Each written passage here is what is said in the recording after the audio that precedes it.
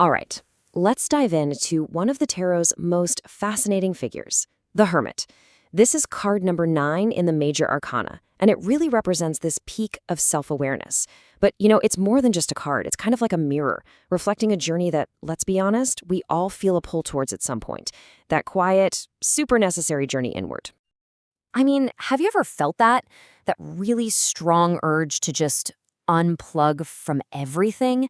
To silence the notifications, step away from the daily chaos, and just find a quiet corner to think?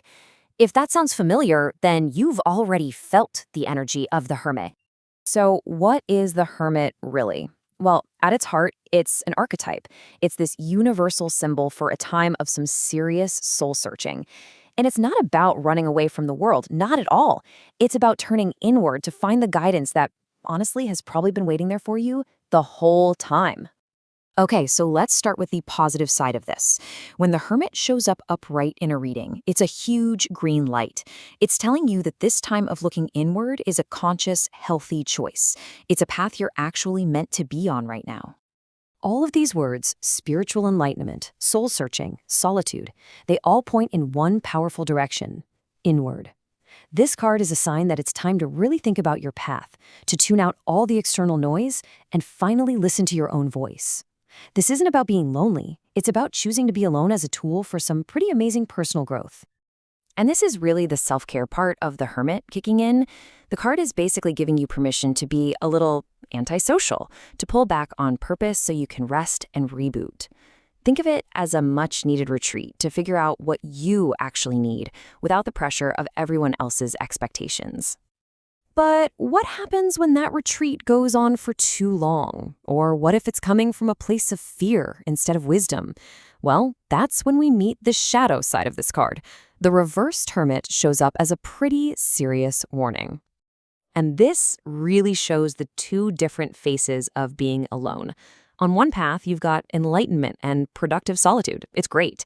But the other path? That's where being alone turns into loneliness, where looking inward turns into being paralyzed by fear, and your quiet retreat starts to feel more like a prison of isolation. The key thing here is that the journey has gone off course. The self-reflection isn't helping anymore. Instead, it's a huge red flag that a healthy break has turned into something harmful, into actual loneliness, paranoia, and maybe even a fear of getting back out into the world. This message couldn't be clearer. The reversed Hermit isn't saying you were wrong for needing that alone time. In fact, it's acknowledging it was probably essential for a while, but seeing it now is a direct message. Your work in isolation is done. It is time to come back to the world. Okay, so that's the big picture stuff. But how does this actually show up day to day? Let's break down what it means for some of the most important parts of our lives. You can see a really clear pattern here, right? Upright is always about taking a positive, intentional break for growth. Whether that's taking space before a new relationship, or looking for a more meaningful career, or just resting before you burn out. But the reversed card, that's always a warning about negative isolation, feeling shut out in your relationship, totally disconnected at work, or even facing mental health struggles from being too withdrawn. So we've seen the light and the shadow of the Hermit. What's the ultimate takeaway? It all really boils down to one incredibly important idea this card is trying to teach us. And there it is, balance. The greatest wisdom the Hermit offers is showing us how valuable it is to step away and find ourselves. But it also reminds us, hey, we're human. We need other people, and connecting with others is just as important for our journey.